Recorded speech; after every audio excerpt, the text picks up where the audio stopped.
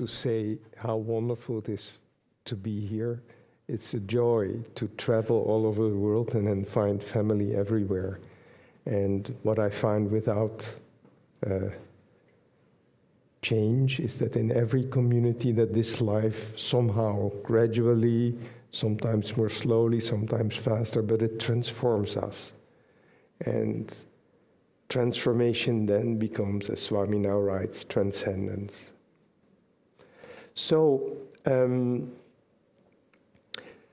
I have noticed, you may have noticed, how often Swami, when he speaks about the teachings of Jesus Christ, how often he quotes that particular sentence, "Be ye therefore perfect, even as thy Father who is in heaven is perfect."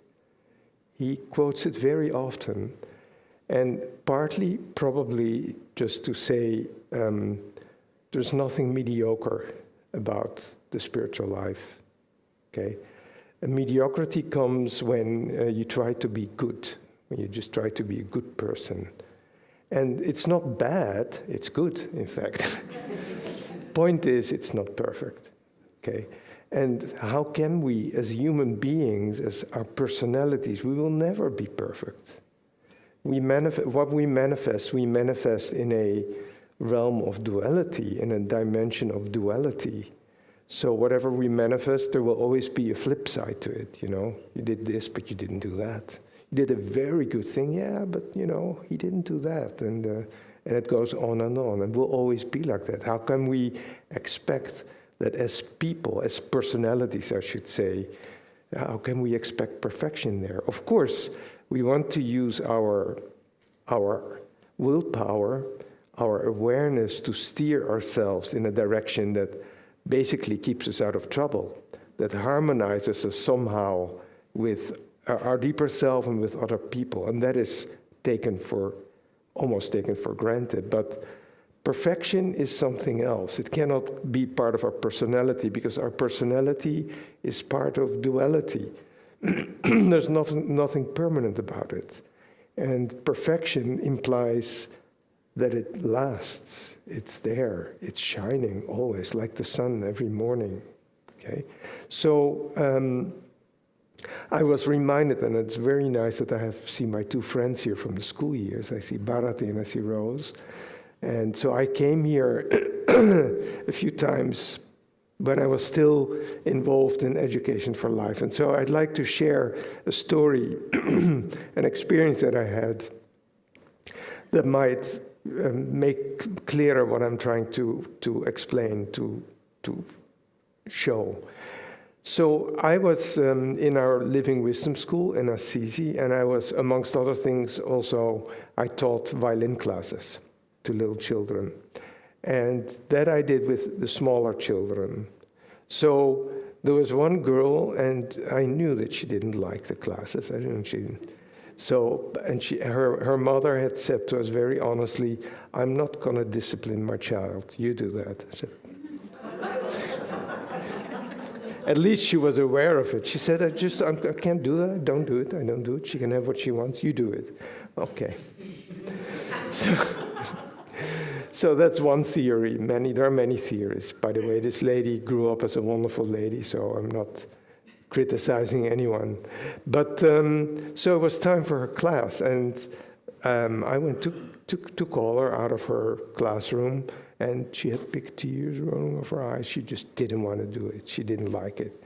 So she had her little fiddle, her little violin, and in the meantime, while I was teaching that class, there was a colleague sitting at the table, and she was like observing and taking notes and everything. So for a moment, I wondered, what shall I do? Shall I talk with her, talk her out of it maybe? You never know. It's not easy to talk a child out of something that he doesn't feel or she doesn't feel. So instead, I decided, no, we'll just start the class. So it was a choice that I made.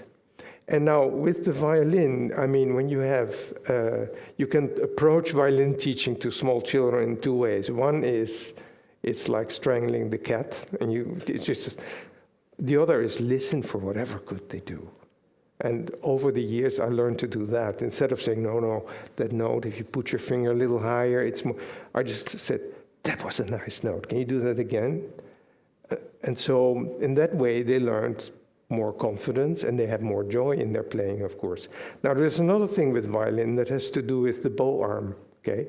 So there are a few technical aspects to the bow. So first of all, how do you hold it? Well, it takes time to learn to hold the bow in such a way that you can play more freely and more expressively. And then there is also the bow rests on the string, and you have to draw it or push it in such a way that the angle between the bow hair and the string is like 90 degrees, a 90-degree angle. Because if it gets a little off, then the tone is not as full as it is. So that's the technique of it. The rest is art. The rest is intuition. And something happens. So she was not even using her left hand yet. She was probably holding it like in her.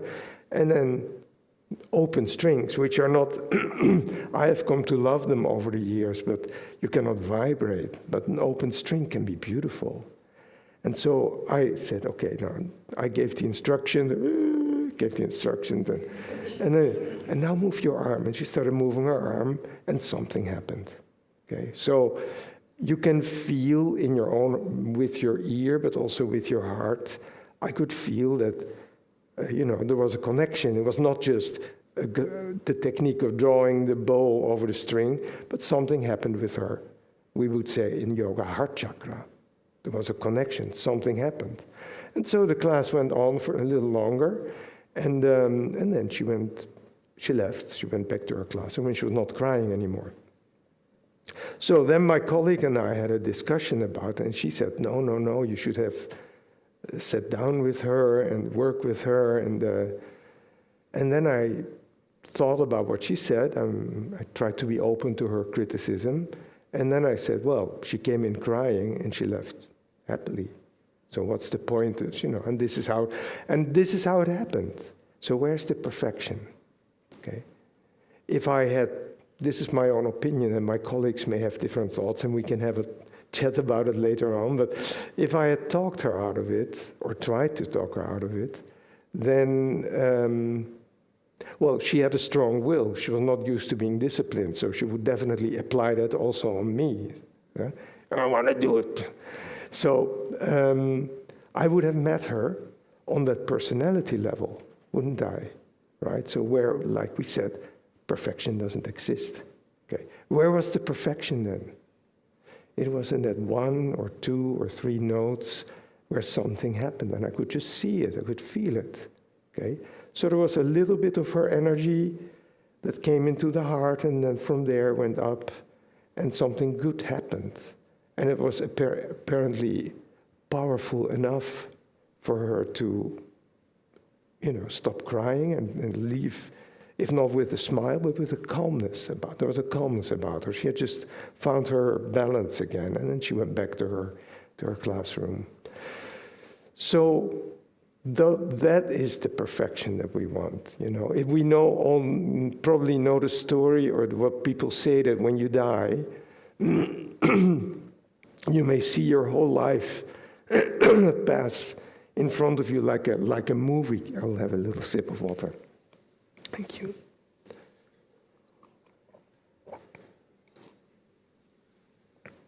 Like a movie, and what makes it so interesting is that what seemed important to you in your life on a rational personality level, probably your career, your love life, your children, your finances, your health, all those things that seemed so important on a personality level, in that last final movie theater show, are not important at all.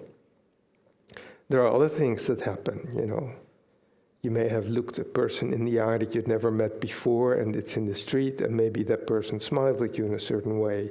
And in the movie, that becomes more important than your lifelong partner. It's possible. Okay?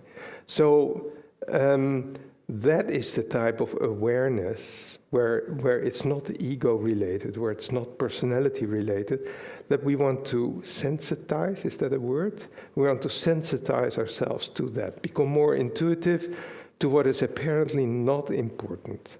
Okay? Even a color, someone wears a color one day and you never forget it. That was a perfect color for that person on that day. So who knows what is important, what is not important. One thing is for sure, the more we calm ourselves, and that's why we want to meditate, you know. We want to meditate so that we become more intuitive for these moments of, or this direction of energy where we begin to transcend, where something transforms us, and then we begin to transcend, expand. Certainly one thing that does not help in our striving towards perfection is feelings of inadequacy and feelings of guilt, which is probably the lot of many of us once we get onto a spiritual path. Okay, it is so high above us. It's the same with every skill also that we try to develop, and you go to and you have a very high ideal. I know, in my case, the violin, and I think of great violinists from the past and from the present. I just go, oh, how is he doing? I can never do that.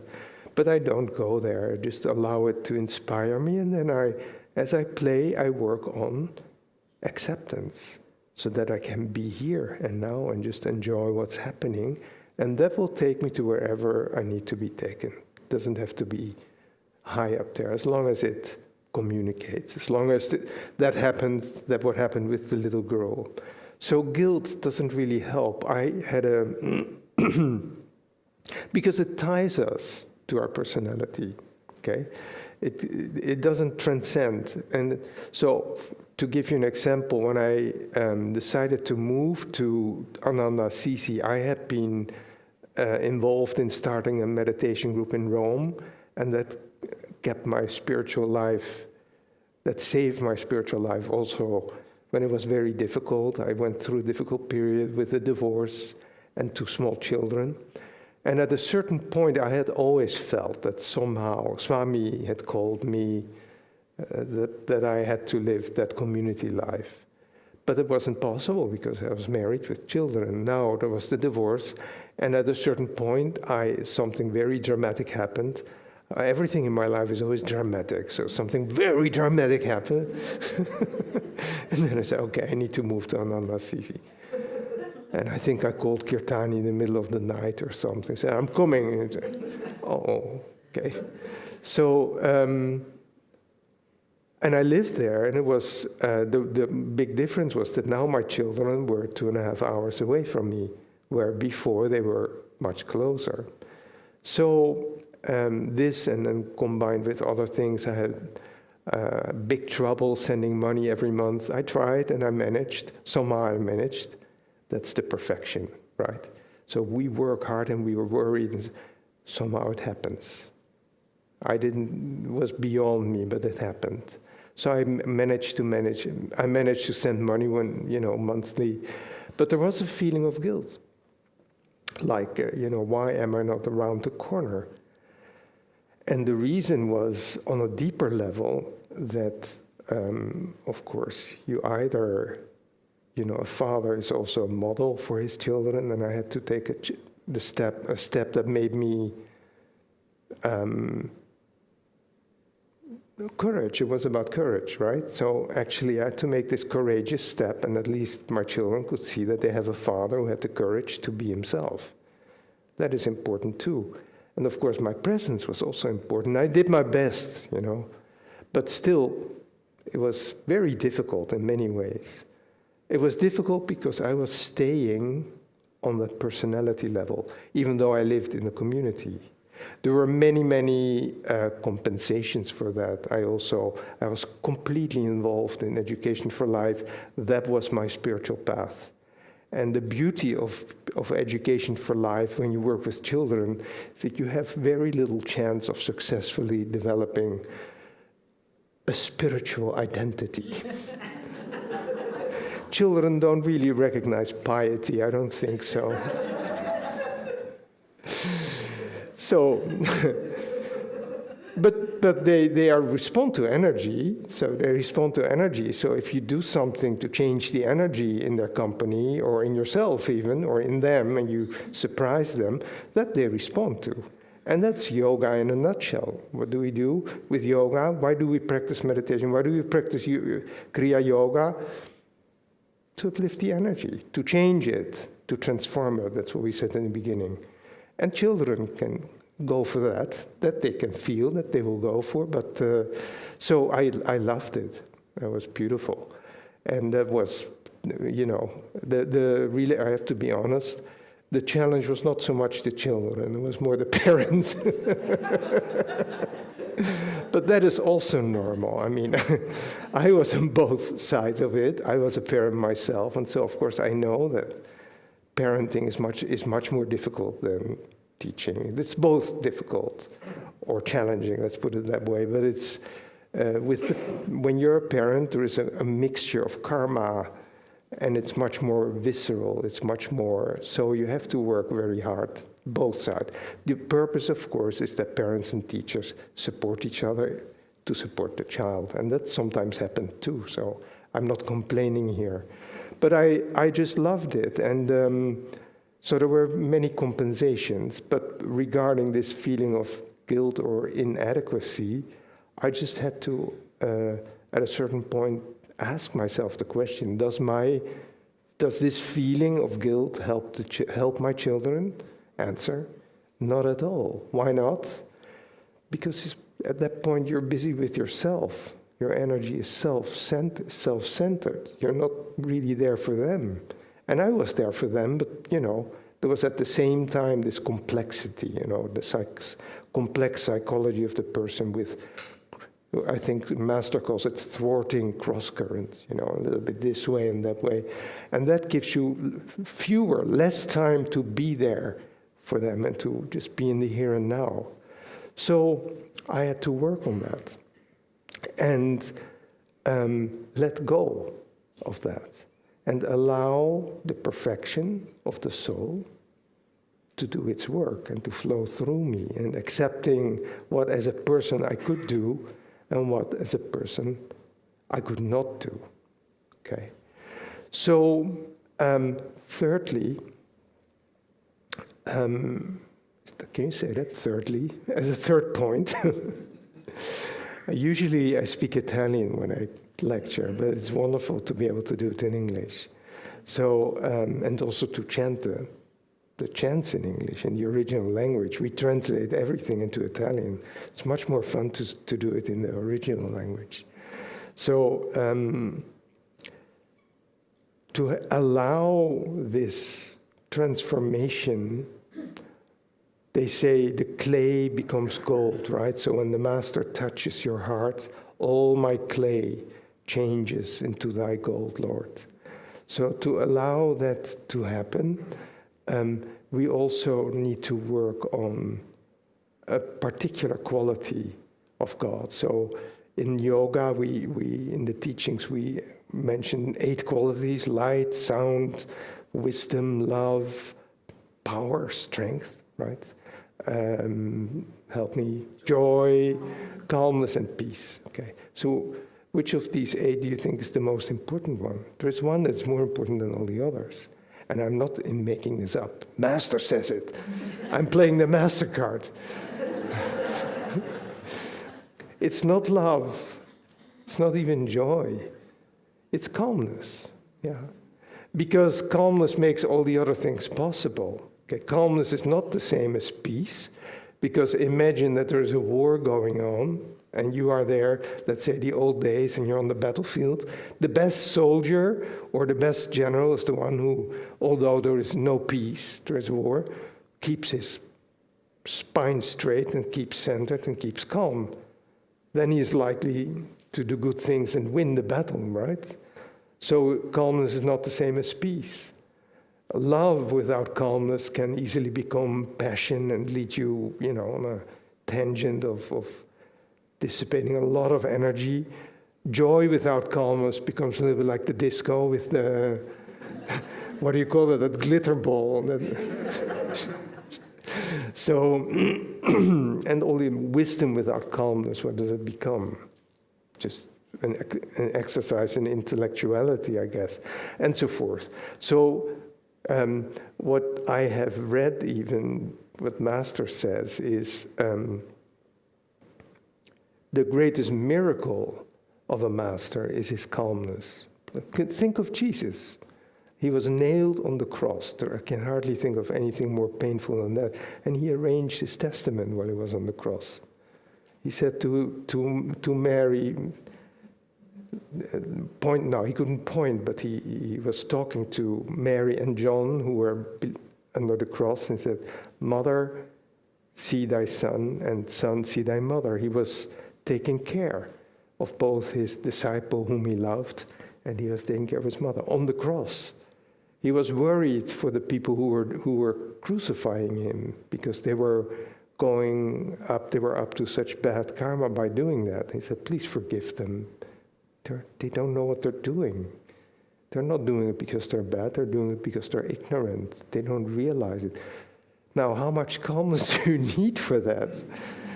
And that is what we want to strive for, and it comes to us. It develops like a thief in the night, as Jesus would say. All of a sudden, you find yourself in certain situations in life, and you don't recognize yourself anymore. How can I be so calm? I just had a light bill for, I don't know how much, and how can I be so calm? I remember once, in 2017, I made a dream come true. So with this whole story with my beautiful sons, I thought I can make up a little bit by taking them to America.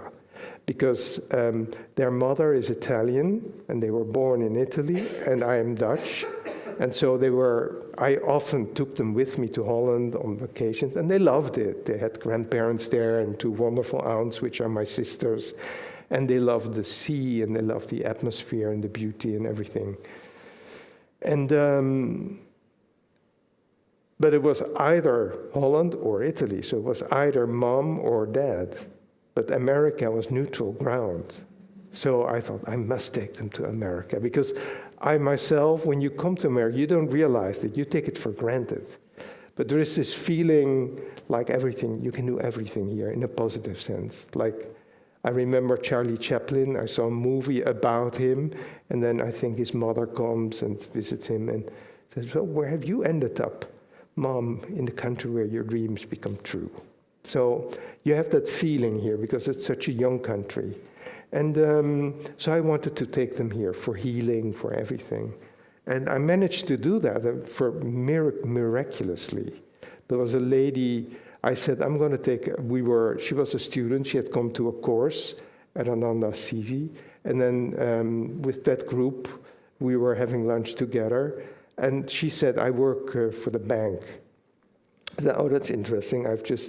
I'm about to ask for a loan from the bank to be able to take my children to America. Don't do it. Don't do it. You have to pay, and I'll give you that money. I didn't know her. She gave me that money. That was a godsend. I couldn't even hardly believe it.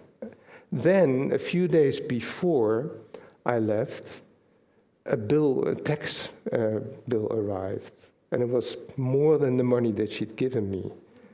And this was just, so what am I going to do now? I was amazed at my own calmness, and the calmness was not my merit. It was the fruit of just doing good or bad, meditating every day. That's basically, and I'll get back to that before we end. So I said, okay, this is happening. I've got it here. You know, I didn't lock the hermitage door, so a thief comes in and steals my cauliflowers. I didn't pay my taxes in time, so now I get a bill and I have to pay that money. So how am I going to do this? So I went to our accountant and they said, oh, don't worry, you can pay bit by bit. Go to our tax office in the village. The nearby village where I was resident. And I went there, and no, we don't know anything about this. So they helped me, and you have to send it to Rome, and I sent it to Rome, and I heard never we heard from it again.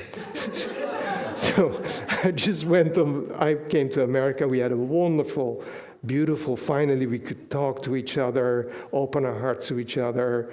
It was just exactly the right thing that was trying to happen. And then much later, I came into a little money from my father, who had died, and I looked then on the bank and I saw all these taxes that I hadn't paid, and I paid them one after the other, because finally I was able to do it. Pay off that karma. It was 2 years later.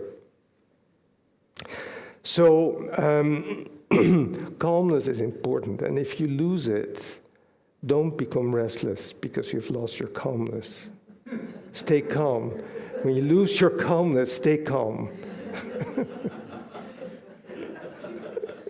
So you sit down to meditate, and you notice, well, there isn't maybe that much calmness. Well, keep calm. Just sit there and just do what you have to do. That is the most important thing. I think, calmness can be accompanied by relaxation. And not only, so when we tense the body and relax it, that brings wonderful, also nervous relaxation, I think. It also relaxes the nerves somehow. But mental relaxation is a little bit more difficult, okay? Mental and emotional relaxation is a little bit more difficult. And I think that, so you just try to let go. When you go to sleep, there's only one thing you want to do, and that is fall asleep. And you're happy, you're not thinking, you're not even looking at the clock. That's the only time when we don't look at the clock, when we sleep. We hate the clock when it rings in the morning, but we look at the clock all the time. Maybe we don't look at the clock also when we are having a really good time or satisfying some desire or something. You don't look at the clock, but for everything else, even when we meditate, we look at the clock, don't we? The only time when we don't look at the clock is when we sleep. And stress, or the opposite of calmness, is very much related to time. And time is an illusion, doesn't exist. So realize that when you sleep, you go in a dimension where time doesn't exist. But when you meditate, it's the same. You really go into a space where things happen, good things happen when you try, and they're beyond time. So try to work on mental relaxation. Let go of all the nonsense that has nothing to do with the golden here and now. Just let it go, okay? And the Hong Sau technique that we have been given does wonders if you just do it. I had a colleague, and she said sometimes during a class, and we were teaching together, she said sometimes when I come home, I'm too tired to meditate, and I still do it because I trust the mantra. She said, Hong Sau, I trust the mantra. She trusts the mantra to do good things, even though we may be able to see them only at the end of our lives when we see that movie of our lives, and maybe then we'll see what's really going on. But if you just try, good things happen. That's the most important thing. And finally, pranayama, kriya yoga is similar. Kriya yoga, again, we try to do it well. Or all the techniques that we do, we try to do them well. And that is, on the one hand, good. Study the instructions, allow yourself to be inspired, read again, take time every now and then to renew your practice by taking an extra class or by reading again.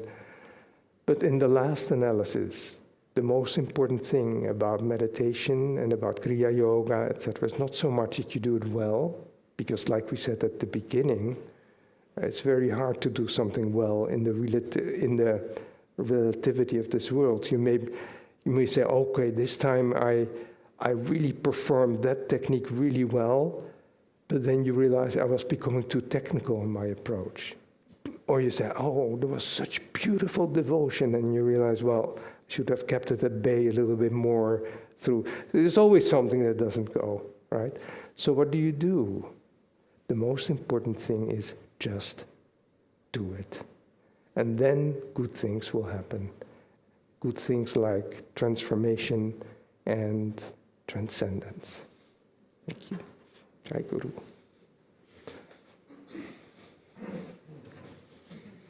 Yeah.